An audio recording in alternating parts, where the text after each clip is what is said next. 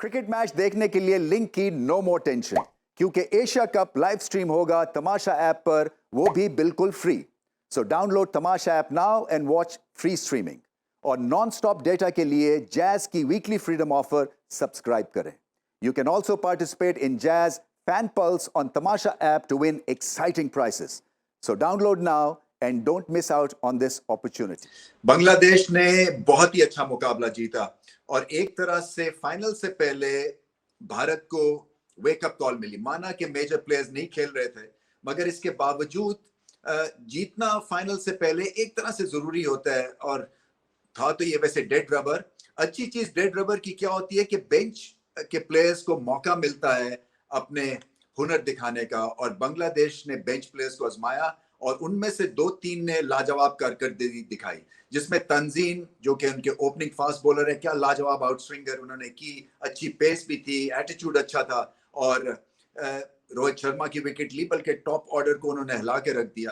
तो ये एक तरह से बांग्लादेश के हक में चीज चली गई, डेड रबर इन अ वे, और फिर एंड तक फाइट करते रहे और फिर मुकाबला जीत लिया। देखें, बांग्लादेश की जो ये विक्ट्री है ये इसलिए भी पॉसिबल हुई क्योंकि कंडीशंस बिल्कुल ऐसी थी जैसे कि ढाका की होती हैं। स्लो टर्नर और शाकिब को कप्तानी करनी आती है ऐसी पिच पे अपने स्पिनर्स पे, क्योंकि ये उनको पता था कितना कोटा देना है। अरिथमेटिक में कोई प्रॉब्लम नहीं थी, उनको पता है कंट्रोल देंगे, चाहे वो नसन हो, चाहे वो मिराज हो, चाहे वो मेहदी हो। स्पिनर्स ने बहुत अच्छी बॉलिंग की, प्रेशर कायम किया, और फास्ट बॉलर्स जैसे मैंने कहा कि तंजीन ने ऑन डेब्यू जो वो प्रेशर क्रिएट किया 2-3 अर्ली जोल्स के बाद, तो उससे क्या हुआ कि स्कोरिंग रेट नीचे गया। मुश्किल पिच थी ये चेस करने के लिए, और अगर शुभमन गिल ना खड़े होते तो फिर मुकाबला और भी मुश्किल हो जाना था भारत के लिए। क्या लाजवाब बैटिंग करते हैं by the way Shubman Gill. Lazy elegance Rohit Sharma का एक तरह से लगता है उसमें फर्मा फिट हुआ है। जैसे रोहित शर्मा, यंग रोहित शर्मा खेल रहे हैं, बहुत टाइम है उनके पास, बहुत क्लास है। और अच्छी बात यह है कि टफ पिच के ऊपर नेचुरली एक तरह से नॉर्मल क्लासी बैटिंग भी कर सकते हैं, और अगर जब इनको बड़ी हिट्स लगानी है तो छक्के भी लगाते हैं। सो इनके पास हर चीज है, टेम्परामेंट है, लंबी इनिंग्स खेलते हैं, शॉट सिलेक्शन अच्छी है, घबराते नहीं है बिल्कुल, सिंगल्स भी निकालते हैं और फिर एंड तक जाते हैं। देखिए, ये अगर ना खड़े होते और इनको पता था कि यही मुकाबला एंड तक लेके जाएंगे, और फिर उस वक्त क्योंकि चांस लेना था, खैर वो छक्का नहीं लगा सके, बट एनीवे बड़ी ग्रेट इनिंग्स थी ये। बांग्लादेश जो है वो खुशी खुशी घर जाएंगे, इसलिए कि चाहे डेड रबर हो, कुछ भी हो, भारत से मैच जीतना एक बहुत बड़ी कारकर्दगी समझी जाती है, एक बहुत बड़ा एक तरह से मुकाबला जीते हैं वो, क्योंकि भारत की चाहे वो बेंच स्ट्रेंथ आज वो आजमा रहे थे, फिर भी स्ट्रॉन्ग टीम है। और ये इसलिए पॉसिबल हुआ कि शाकिब अल हसन ने लाजवाब बैटिंग की। देखिए, शाकिब अल हसन जो है वो एक थॉरो प्रोफेशनल है, और आज उन्होंने बताया कि वो कितने बड़े ऑलराउंड क्रिकेटर हैं।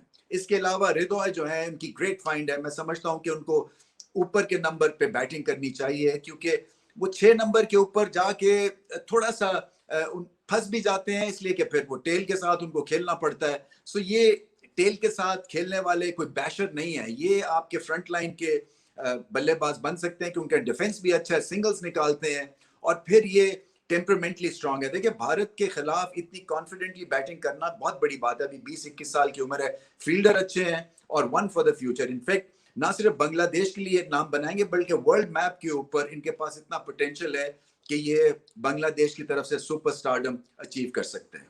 सो अब चलते हैं Lipton strong performance of the match की तरफ।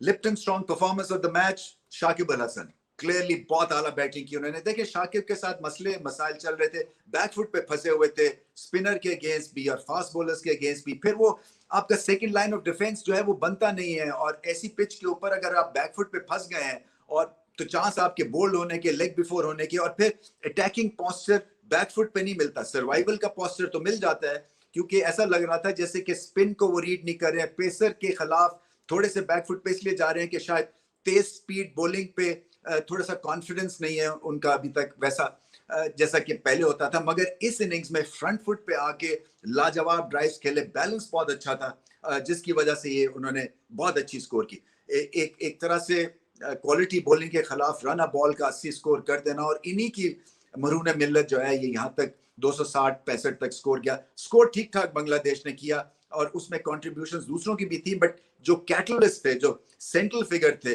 वो शाकिब अल हसन थे। कप्तानी बहुत अच्छी की, एक नेचुरल वो कप्तान दिखे इन कंडीशंस के ऊपर। बहुत अच्छा मैनेज किया अपने स्पिनर्स को और इसके अलावा खुद भी बॉलिंग बहुत अच्छी की। सो ओवरऑल बहुत अच्छा दिन था बांग्लादेश का, लेड बाय शाकिब अल हसन।